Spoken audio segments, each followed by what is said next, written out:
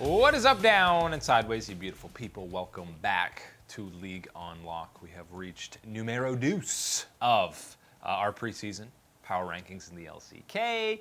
You know who's left. Still don't know who's going to be number one. And really, usually, it's no secret who the number one is going to be. But again, argue either way. There are cases to be made for any of these top three, maybe even top four, to take that top spot. For us, number two is the most hyped team on paper, the biggest offseason, and the champions of the offseason in the LCK. If you're comparing 2019's roster to this year's, it is Gen.G who won the Clid sweepstakes seemingly out of nowhere. All of a sudden, it's rumored Clid's probably going to stay on T1, and then all of a sudden, no, he's a free agent, and then within a couple of hours, it's felt like he's on Gen.G. They swooped him up. We know Gen.G is not afraid to throw a whole lot of money at junglers, which is exactly what they did for Peanut.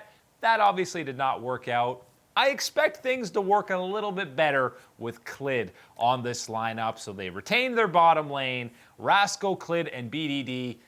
Here's the beauty and why this roster, the moves they made in the offseason were so fantastic. You know they probably had to pay a whole lot of money to get Clid and BDD, and then you're probably not left with very much money for your top laner. Probably can't afford Khan. Definitely can't afford the Shy because he literally cost $10 million, and that wasn't enough. So Rascal, you probably saved some money signing him, and he had some incredible highs on King Zone. He was kind of the perfect fit. Maybe he was the first choice for them when they got Clid and BDD, but this roster does look like an absolute title contender. The question marks or reasons they're not number one are, can Rascal play at that level that we saw on King Zone? Was his kind of slump throughout summer just because of all the issues that were going on behind the scenes with that roster, which it very well could be. And BDD, was that just a recipe of KT Rolster not being good at all throughout 2019? Because even though they were hanging around the promotion and relegation tournament for the majority of the entire year, BDD was the best player on that squad. He was the brightest, and he still, you saw he had the most solo kills throughout the entire split, which that's impressive when your team is losing the majority of your games. And so maybe that's something that you can take for him. And he still has the mechanics, obviously. He still has the laning prowess and capabilities. So I'm less concerned about BDD playing at a high level because, I mean, he's done that more than he hasn't. Even if you're looking at 2019 as a down year, he still had all of 2018. He's still a young player, and you got to imagine that him and Clid are going to fit very well together because Faker and Clid, the synergy didn't take very long for it to develop. There were some slumps that SKT last year went through, and a lot of that was Clid not playing to the same incredible level that he's set throughout all of spring at MSI, internationally, at whatever tournament he was in. But when you get the best jungler in the LCK, and you can argue between him and Tarzan, but Clid did win those head-to-head matchups time and time again. So when you get one of the best junglers in the LCK, a former MVP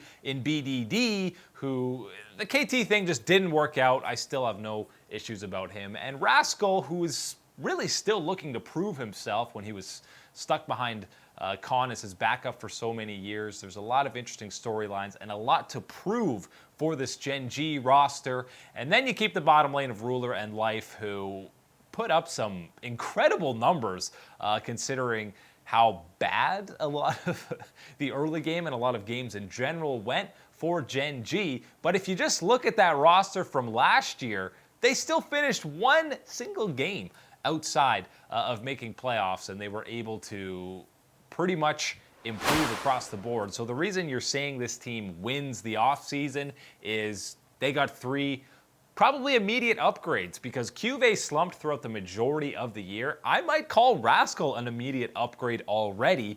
Clid is a huge upgrade from the skeleton of Peanut that we saw throughout 2019, and BDD, even KT, that version of BDD, Gen.G, they were playing top laners in the mid lane. They had Roach playing there. They had a former Heroes of the Storm pro player in the mid lane. BDD is a huge upgrade over any of them. And again, with that roster, it came down to the final weeks on whether or not they were going to be finding one of those final playoff spots.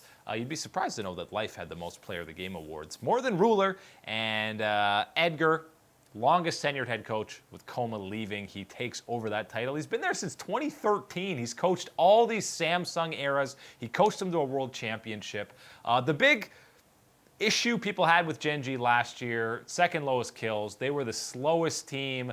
It was slow and go and hope that at 35 minutes, Ruler can just carry the team fights for you.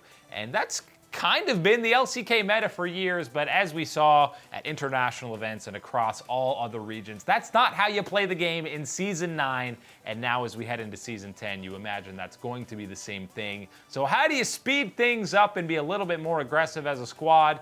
Well, you get the solo laners, Rascal and BDD, with the first and second most solo kills in the entire league from their respective roles. And then you bring in maybe the best early game jungler in the entire league in Clid. We'll be seeing a completely different type of play style out of Gen.G in 2020. And the only reason they're not immediately number one on this list is because we've seen it time and time again with these super teams when the only guys that have played together before are the bot lane. Obviously, Life and Ruler have spent a full year playing together, so they have that inherent synergy, but the rest of the roster hasn't played together, and when you are changing 3/5 of your lineup immediately, there's a bit of a question mark as to how things are going to work out. There's no question that the talent is there on this roster to be fighting in the grand finals, to be fighting to represent Korea at MSI and be just the third team to do that because T1 has been there 4 out of 5 years. BDD, of course, was the fifth or the second different team to do that with Kingzone, but this team has the talent. It's just, will all the pieces fit together for them to actually capture an LCK championship?